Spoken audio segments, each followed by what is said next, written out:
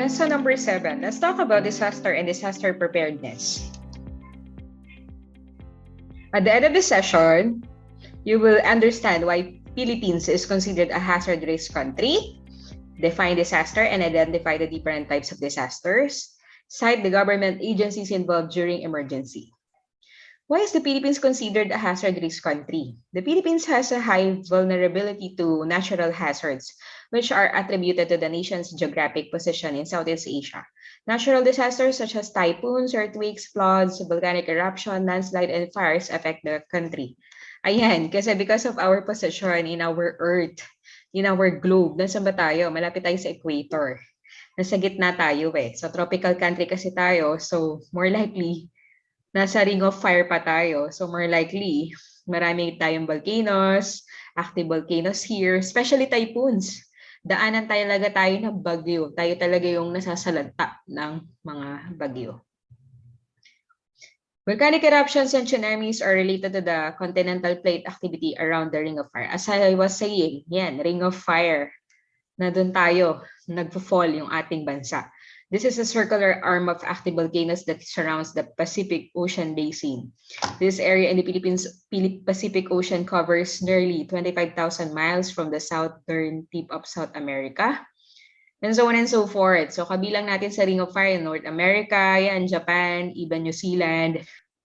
We have 400 volcanoes here in the Philippines, where 23 of these are currently active.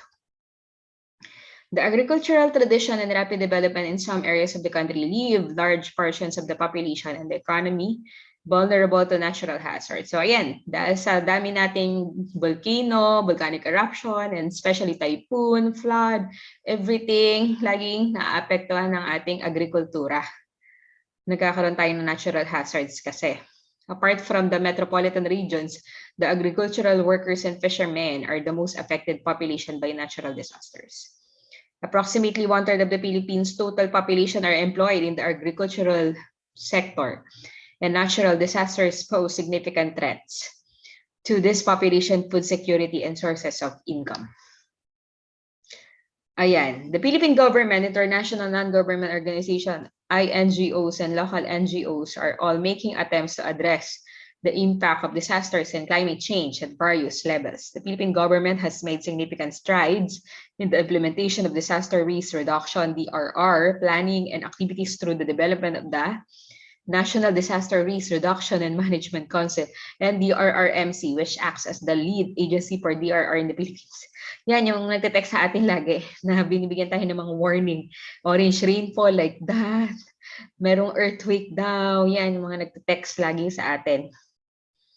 NDRRMC and the Office of Civil Defense, OCD, the Department of Social Welfare and Development, DSWD, are responsible for leading immediate disaster relief efforts.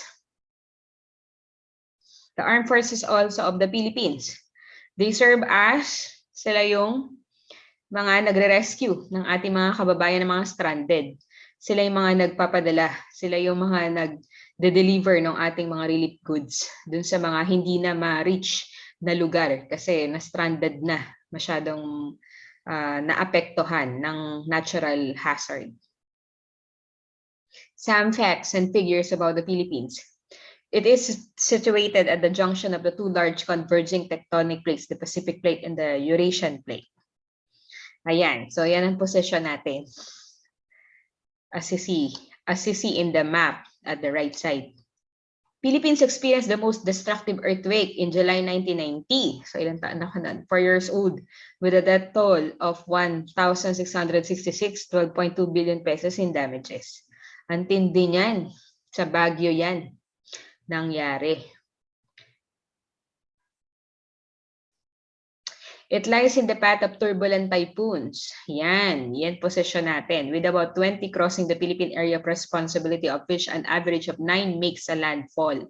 The archipelagic nature of the Philippine coastal areas increases susceptibility to storm surges, tsunamis, and sea level changes. Talagang daanan talaga tayo ng bagyo na umaabot daw ng 20 ang dumadaan sa atin yearly. And 9 yung mga nagla-landfall.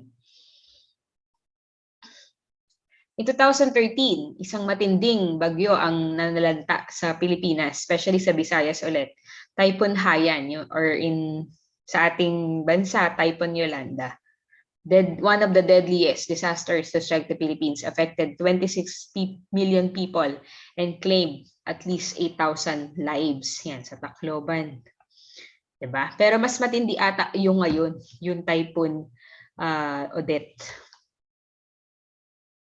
El Nino, tagtuyot, drought, delayed the onset of monsoon, which resulted to scarcity in drinking water in urban areas and shortfalls in hydroelectricity generation. Yan, malapit na naman tayo mag-drought. Sa ngayon, hindi umuulan. Ako po, mahirapan na naman tayo sa tubig at bumababa na ang level ng tubig sa ating mga dam. Kaya ngayon pa lang, mag-ipon na kayo ng tubig or mag-invest na kayo sa mga drums at mag-stock ng water. Mayon Volcano, also known as Mount Mayon, is an active volcano in the province of Albay. Mayon is the most active volcano in the Philippines, having erupted over 49 times in the past 400 years. So on January 13, 2018, the phreatic eruption occurred in Mayon Volcano. Alert level 4. Metro Manila ranks second out of 416 cities across 57 countries in urban congestion according to TomTom Traffic Index 2019. Ayan, kasi lahat ng tao nagsisiksikan sa Manila. Yung mga taga-probinsya, I don't know, ang dami nating energy, mga squatter, diba? Na hindi natin alam kung ano bang meron sa Manila, kaya we're too congested. Sobrang traffic sa EDSA, dami na kasing sasakyan, daming tao, everything. 2017, the Boston Consulting Group found that the megapolis had the third worst traffic in Southeast Asia. Sobra, even pandemic, kahit lockdown pa yan, traffic pa rin sa Metro Manila. Why is the Philippines disaster prone? We have 5 reasons according to National Geographic article. Warm ocean waters, because the Philippines sits just above the equator. And as I was saying, our location in our globe is surrounded by warm ocean waters at 28 degrees C. Mainit-init kasi ang ating tubig kasi nasa gitna lang tayo, tropical country kasi tayo. Okay, this warm waters power storm that brings 20 typhoons a year. Kaya tayo nagkakaroon at nakaka-form tayo ng mga bagyo. Coastal homes, yan. Yung mga bahay na malapit sa tabing dagat. In the Philippines, 60% of the population live along lying coastal areas.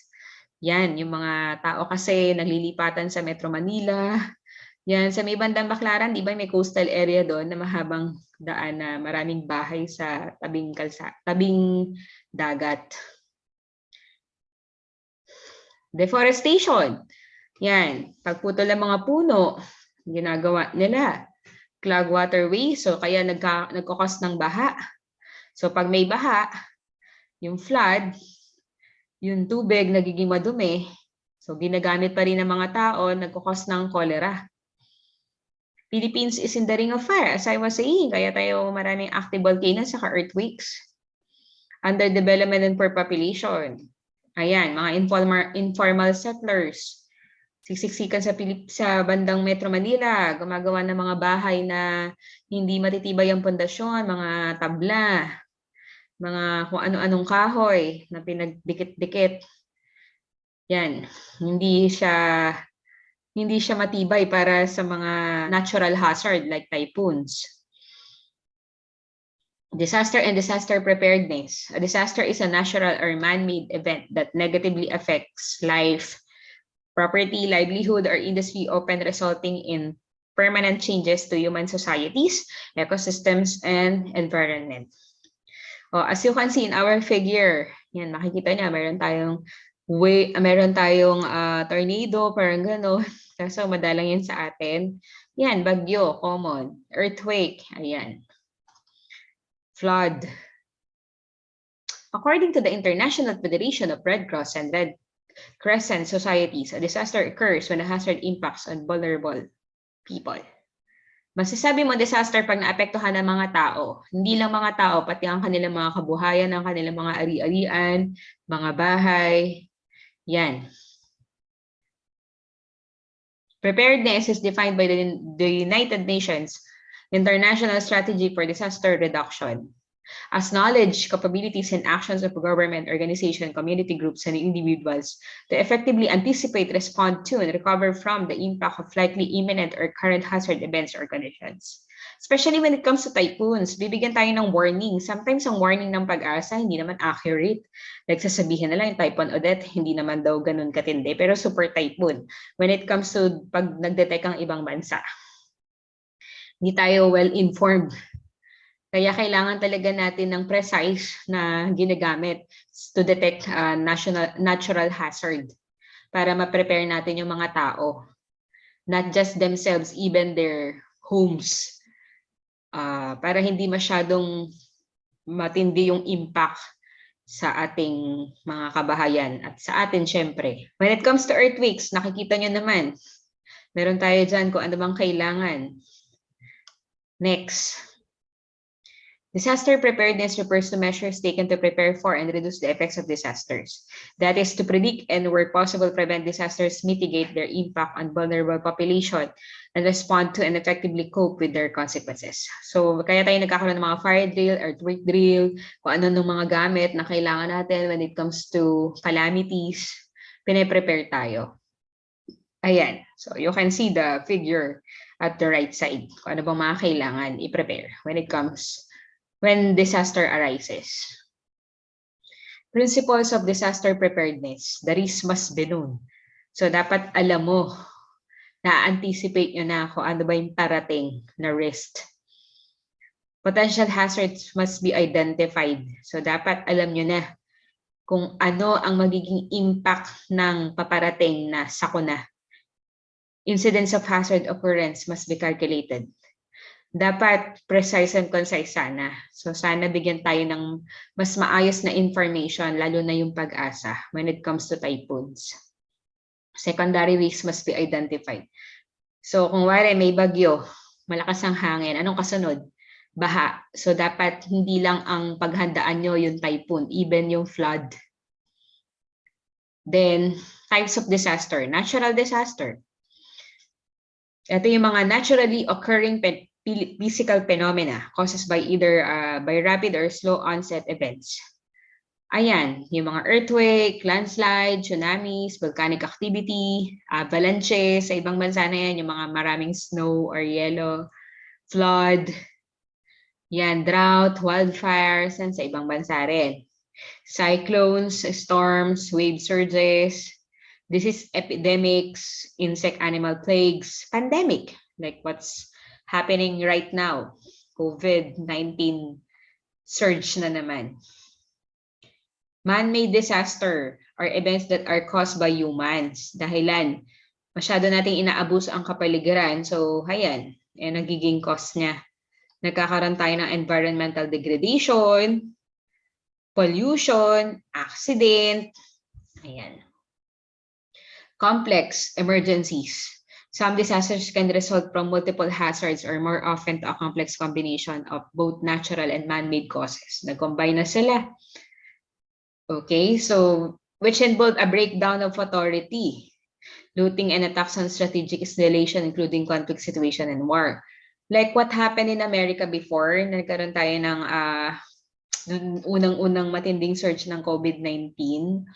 Diba? Naglooting na yung mga tao, nagnakaw na, sinira yung mga establishment, mga store, ninakawan yung mga establishmento ng mga tao. Yan. Kasi dahil sa malaki naging epekto, marami nawalan ng trabaho, nagkagutom-gutom. Ano nangyari? Naguunahan, nag-aagawan, nagnanakawan. Pandemic emergencies. Ayan. Alam nyo naman kung ano na yung pandemic. I will not explain anymore. Epidemic naman. Ito yung mga sakit na cause ng iba't ibang pwedeng animal, like Ebola virus disease, na nagkakos ng fever. It came from wild animals. Ayan. Zika virus disease caused by a virus transmitted primarily by Aedes mosquitoes. Yan, galing sa lamok. Influenza or flu. Ayan, so nagkakos siya ng common cold, lagnat, Tapos naglilid pa sa mas seryosong sakit, pneumonia, otitis media, hanggang pwede ring death. Cholera, yan, sa maruming tubig. Kakasakit ng mga tao. Dengue fever, so alam niyo naman. So ano yung dengue? Fatal ang dengue. Malaria, yan, matinding lagnat din. Yellow fever, yan. Coronavirus disease, COVID-19, lalo ngayon. Di ba no nakaraang August, September, Delta variant. So ngayon namang January, February, I think, hanggang March pa, ito namang Omicron. Ito na may mga government agencies in charge during disaster emergencies. Pinakauna sa lahat yung NDRRMC. Sila yung mga nagbibigay ng warning. Diba? Through text, through media information regarding to the calamity that will arise. The council is responsible for ensuring the protection and welfare of the people during disasters or emergencies.